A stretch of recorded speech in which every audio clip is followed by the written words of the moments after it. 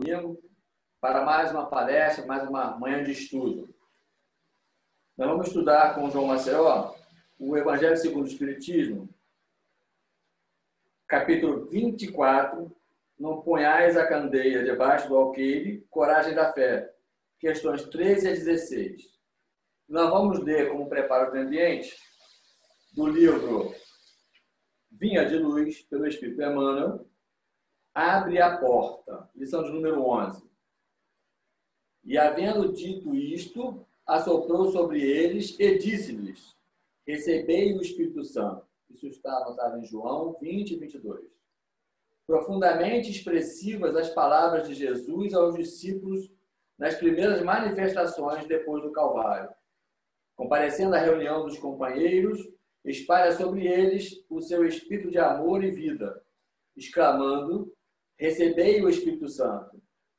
Por que não se ligaram as bênçãos do Senhor automaticamente aos aprendizes? Por que não transmitiu Jesus, pura e simplesmente, o seu poder divino aos sucessores? Ele, que distribuíra dádivas de saúde, bênçãos de paz, recomendava aos discípulos recebessem os divinos dons espirituais. Por que não impor semelhante obrigação? É que o Mestre não violentaria o santuário de cada filho de Deus, nem mesmo por amor.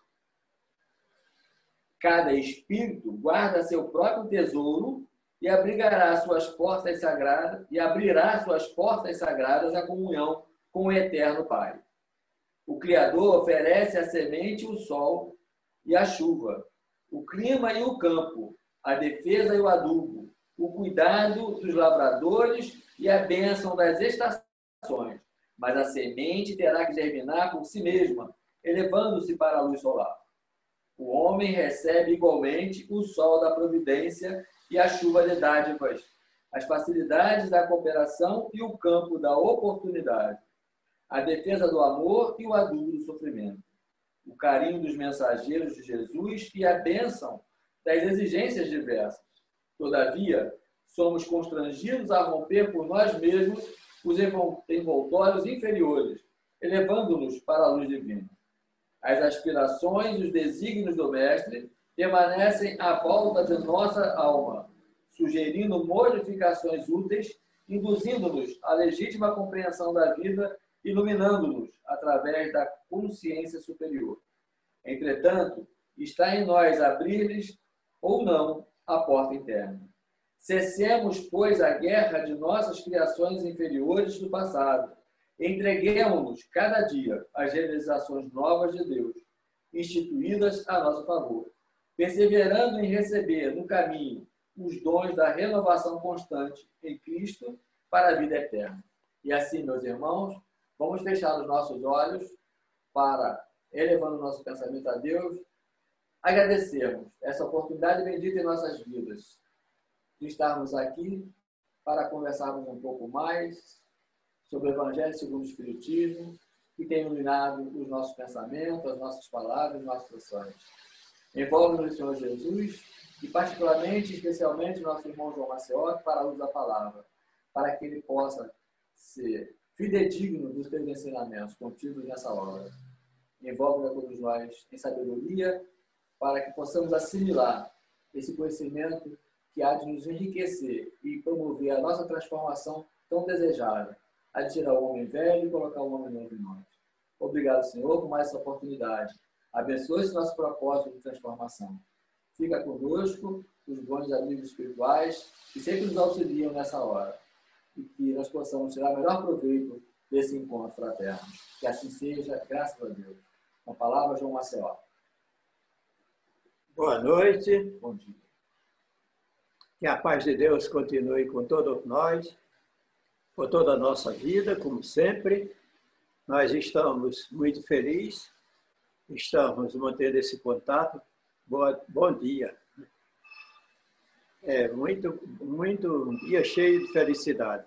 Nós hoje estamos com a tarefa de conversarmos um pouco sobre o Evangelho segundo o Espiritismo, capítulo 24, onde fala sobre a candeia debaixo do alqueire.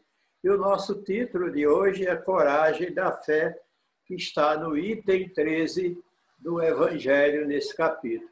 Mas antes disso, nós vamos convidar os nossos irmãos a participarem desses nossos estudos, que está sendo assim, não está sendo observado assim por muitos companheiros da nossa casa. Eles estão deixando para ver quando pode, quando quer.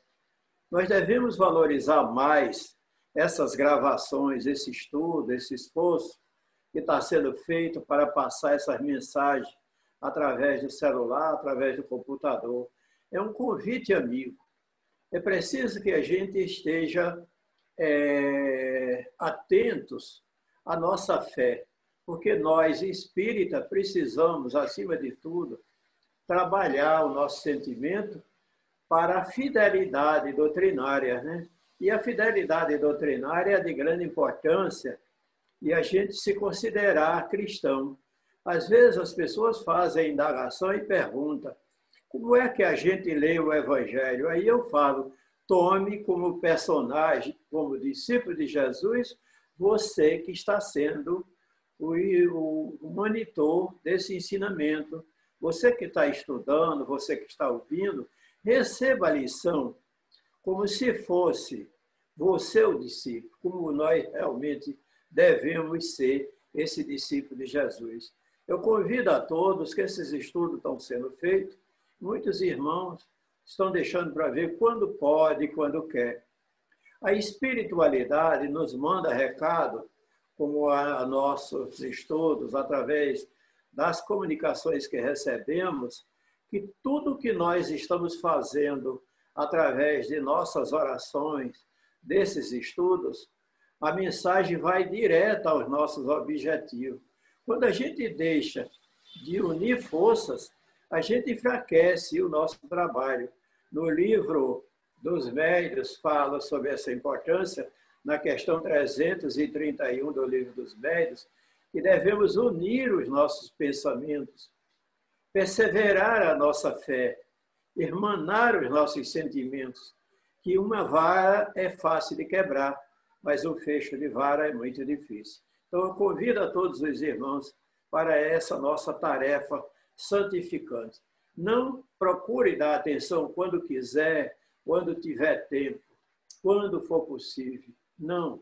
Valorize na hora certa, como se a gente estivesse lá na nossa casa, vinha de luz, realizando o nosso trabalho, dos nossos estudos, com todo carinho, com todo amor. Também, como é a nossa primeira estudo da manhã de hoje, no dia de domingo, no dia 3, nós estamos pedindo aos nossos queridos irmãos, com todo amor, com todo carinho, que eles sejam felizes. Trabalhe essa sua felicidade, que é o nosso assunto de hoje, coragem da fé. Que a gente seja perseverante. Trabalhe a nossa esperança em nosso coração. Procure desobstruir os nossos sentimentos dos sentimentos contraditórios, daquilo que muitas vezes nos acomoda no nosso dia a dia. Vamos procurar, com todo amor, com todo carinho, afastar tudo qualquer obstáculo. Ultimamente, eu até tenho aconselhado, não tente afastar os obstáculos, tente contornar os obstáculos. Nós devemos contornar todos os nossos obstáculos. São palavras até do nosso querido Francisco de Assis. Quando a gente tenta remover, dá mais trabalho. Contornar é mais fácil, porque nós atingimos o objetivo sem sacrificar e sem provocar conflito a ninguém. Então, o nosso assunto de hoje é esse. Nós deixamos um abraço fraterno, desejamos de todo o coração um ano novo, coberto de muita luz, de muita paz, de muito amor. E nosso assunto é esse, coragem da fé, na mensagem de Jesus, que ele diz no item 13, que aquele que me confessar e me reconhecer diante dos homens, também reconhecerei e confessarei diante do nosso Pai que está no céu. Essa é a primeira mensagem do livro de Mateus, capítulo 10, versículo 32 a 33. É muito importante a gente analisar essa coragem. Como agora há pouco eu estava falando, quando nós estamos querendo estudar os ensinamentos de Jesus, quando for possível, é que dá uma impressão forte que nós não estamos dando a importância. Quando a gente se preocupa em estudar na hora certa, no momento certo, nós estamos dando mais atenção, nós estamos devotando o nosso sentimento com mais gratidão a Deus. E vamos fazer isso, trabalhar essa nossa coragem para testemunhar e confessar o nosso desejo de ser discípulo de Jesus. Nosso querido Humberto de Campos, no capítulo 6 do livro Boa Nova, ele nos fala que, quando um dos discípulos pergunta, todos os discípulos estavam ocupados, escolhendo uma hora para servir a Deus. Aí um dos discípulos se dirigiu a Jesus e perguntou: qual é o maior sentimento do discípulo para o mestre? Jesus respondeu: fidelidade. E essa fidelidade é que nós devemos ter. E Jesus disse diante dos meus pais: aquele que me renegar diante dos homens, também renegarei, porque nós mesmos é que criamos em nós esse clima de separação com o Criador. No item 14 ele diz: se alguém se envergonhar de mim e das minhas palavras, o Filho do Homem também dele se envergonhará quando vier a sua glória. Isso está em Lucas, capítulo 9, versículo 26. No passado, assim um pouco distante, que eu sou um pouco velho, né? No passado, lá por 1960 até 70, as pessoas tinham vergonha de andar com o livro espírita na mão, na condução. E eu, como eu estava interessado a estudar a doutrina espírita, eu não me sentia envergonhado. Para onde eu ia, levava 2, 3 livros dentro da pasta. Eu passava o dia inteiro andando de ônibus. Naquela época, eu andava assim, pegava 10, 12 ônibus por dia no Rio de Janeiro. Então, eu lia várias obras na condução, mas a maioria dos companheiros se sentiam envergonhados de ser espírita. E pessoas que deixavam de ser espírita aqui em Campo Grande para ir lá para Bento Ribeiro, para ir para a cidade, outros vinham de Nova Iguaçu, para a Praça da Bandeira, porque se sentiam envergonhados com a doutrina espírita.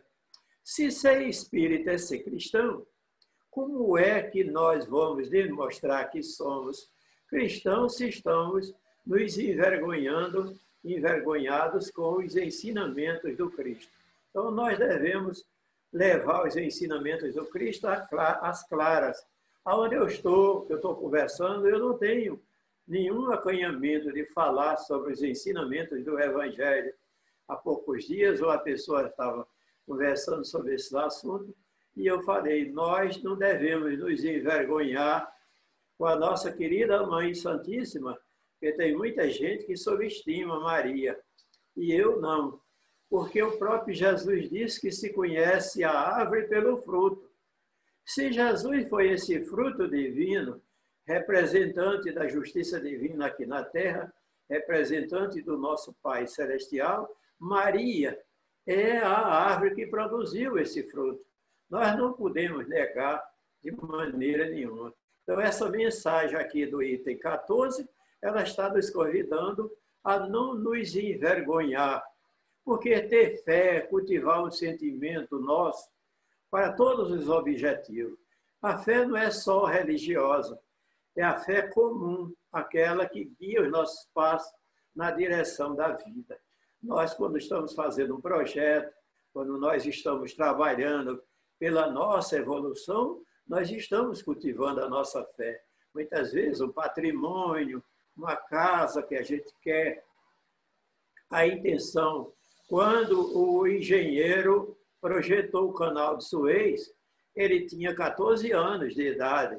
Ele fez um projeto. Naquela época não existia retroescavadeira, não existia ferramenta para cavar o canal de Suez, para que 2 navios transitassem por dentro do Egito, por aquele sertão poeirento lá fora. Mas ele fez um projeto, a fé e a confiança que ele tinha no seu projeto, ele pôs em prática e, quando ele se tornou adulto, se formou engenheiro e realizou o sonho. Nossa querida mãe, nossa querida Madre Teresa de Calcutá, ela também fez um projeto para levar a presença do Cristo aos pobres, de qualquer crença religiosa. E ela pôs em prática, fez o projeto, foi à Madre Superiora, pediu permissão, ela não aceitou, foi ao Vaticano, fez tudo que fosse possível. Ela disse, eu não vou sossegar enquanto eu não trabalhar esse meu projeto para realizar toda essa beleza espiritual, que é chegar na casa dos mais pobres com a simplicidade deles, vestida como eles se vestiam, às vezes até de pé descalço, trabalhando noite e dia para atender a necessidade dos mais carentes. E essa da irmã é a coragem que ela teve de pôr em prática aqui a fé sem obras é morta, como diz os nossos amigos espirituais e o nosso querido Jesus. E a nossa irmã Madre Teresa, ela teve a coragem, muitas vezes era apedrejada, mas ela não ligava. E uma irmã, às vezes, chegou para ela e até perguntou, irmã, se você for lá naquela comunidade, que era considerada hoje comunidade, que antigamente era favela também, você vai ser apedrejada. Ela disse, não tem problema. Aqueles que me apedrejarem hoje serão os que estão comigo amanhã. Você vê que a confiança e a coragem que ela teve de pôr em prática essa sinceridade. Muitos outros irmãos, nós encontramos também Rita de Cássia, e ela se dedicou-se com todo amor, com todo carinho. Ela queria ser freira, mas era casada, mãe de 2 filhos. Participava e era associada a uma família de pessoas, de tiranos, criminosos.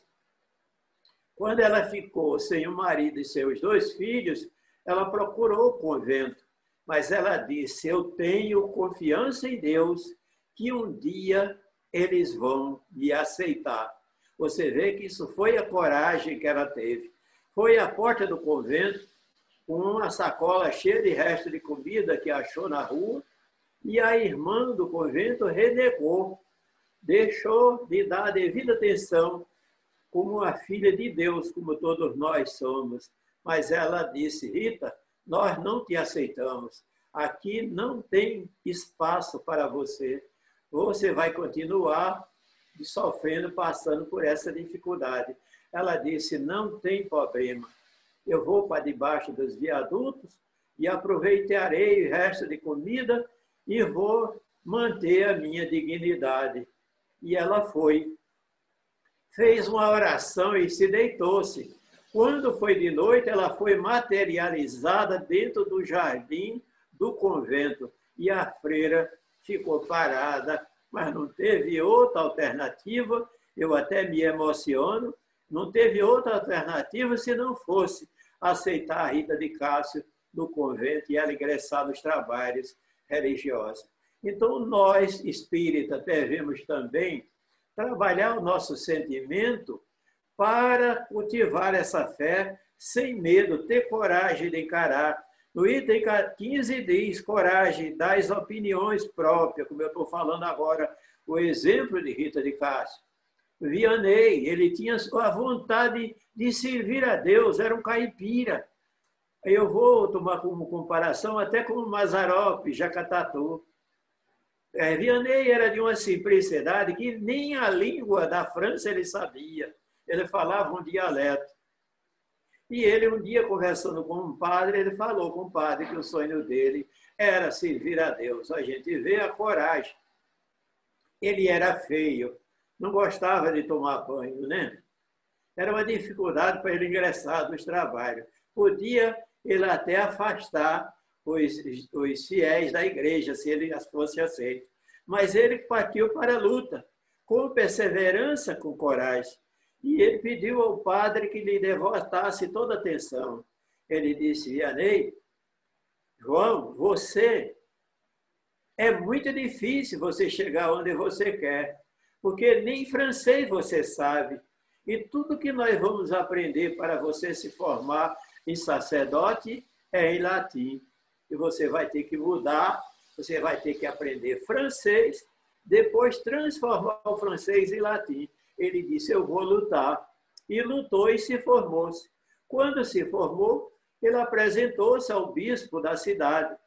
Quando ele apresentou-se, o outro obstáculo era a beleza dele, era a personalidade dele, a roupa que ele se vestia. Mas a perseverança dele, a fé, e ele tinha uma mediunidade maravilhosa, tinha o dom de curar. E ele, através desse dom de levar a mensagem de Deus através da cura, ele conseguiu, onde no nosso evangelho nós encontramos aqueles bem-aventurados que têm os olhos fechados, que está no evangelho, que é a mensagem do nosso irmão Vianney. Naquela passagem, ainda vai dar tempo a gente conversar mais um pouquinho, naquela passagem, uma moça que nasceu deficiente dos olhos, sem a visão, ela soube que Vianney curava. E Vianney já tinha feito muitas curas. E a moça procurou Vianney, e quando chegou, chegou alegre e sorridente. Era uma alegria só. E ele também estava feliz, porque ele ia curar. Mas, de repente, os irmãos espirituais que estavam ali assistindo provocaram sintoma de tristeza, e ele entristeceu bruscamente. E quando ele se entristeceu, a moça perguntou por quê. Ele disse, minha filha, você veio predestinada para vir viver essa existência sem a sua visão. A sua felicidade é viver sem a sua visão material. Aí a moça, animada pela bondade de Deus, disse, se é a graça de Deus eu ter nascido assim, eu vou me rejubilar de alegria e lhe agradeço de todo o coração. E aceitou permanecer cega, como diz a mensagem, bem-aventurados os que aceitam aquilo que está predestinado a passar como prova aqui na terra. Essa é a coragem da nossa fé. Então, Jesus trabalhava todo o nosso sentimento por aqueles que estão, aquele que me confessar essa passagem, como eu já lhe falei, também é de grande importância, é a gente confessar. Nosso irmão Francisco de Assis não existia oportunidade na vida dele para ele negar. E os discípulos, que geravam em torno de 12 discípulos, depois chegou ao número de 200, os discípulos de Francisco de Assis, todos vinham a ele e perguntavam, Pai Francisco, eu não posso encarar esses problemas que nós estamos encontrando em nosso caminho. Ele disse, esquece, vive o sentimento do Cristo em tua alma, que tudo será vencido. E eles aplicavam esse sentimento e curavam, resolviam os problemas todos de ordem material, a necessidade da fome, do rancenismo, da tuberculose. Eles sofriam, tinha dificuldade de encarar o primeiro passo, mas encorajado com o nosso irmão, ele terminava vencendo. E assim será com os adeptos do Espiritismo, pois que a doutrina que professam mais não é do que o desenvolvimento dessas aplicações. O Evangelho nos convida que a gente tenha essa coragem, trabalhe esse nosso sentimento.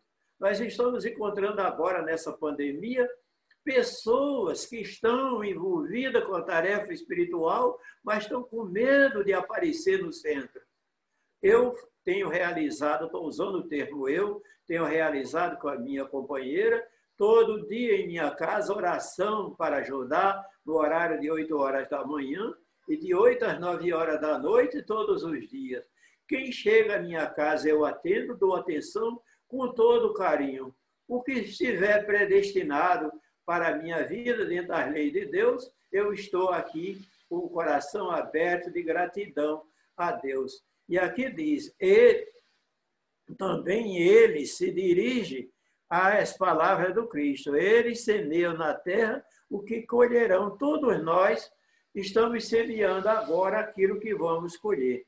Colherão lá os frutos da sua coragem. É preciso que tenhamos essa coragem. Todos que tiverem essa coragem se encontraram no reino de Deus. Nós temos o exemplo marcante da Condessa Paula no livro dos Médios.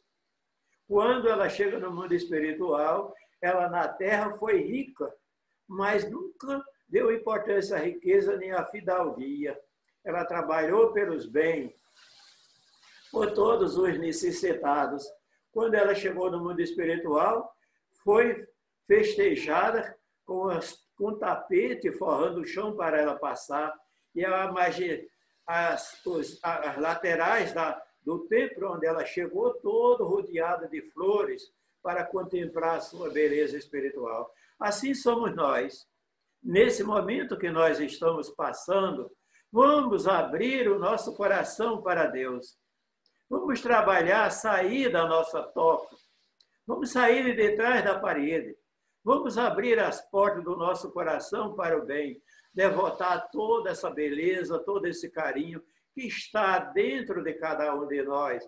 Vamos lembrar do nosso irmão Vianney, nosso irmão Antônio de Pádua e outros. Na nossa doutrina, Eurípides Bassanufo, quando ele, às vezes, era convidado até para comparecer na delegacia, ele esquecia que estava na tarefa de ser preso, o compromisso de ser preso, mas estava concentrado na sua tarefa espiritual. Nós estamos chegando ao final da nossa palestra da manhã de hoje, com o nosso coração alegre e sorridente, rogando a Deus que abençoe a todos. Muito obrigado, que tenhamos um dia coberto de paz, de luz e de muita paz. E nesse instante, nós estamos chegando ao final do nosso estudo. Vamos elevar o nosso pensamento a Deus e vamos orar.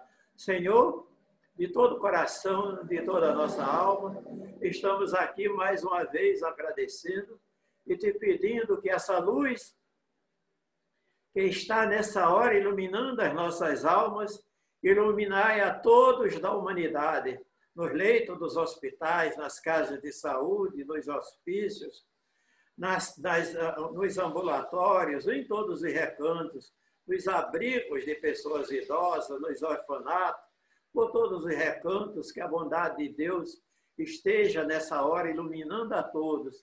Abençoe os nossos lares, nossas famílias e despertai nos nossos corações a coragem dessa sinceridade da nossa fé. Muito obrigado, um abraço, um beijo para cada um. Graças a Deus.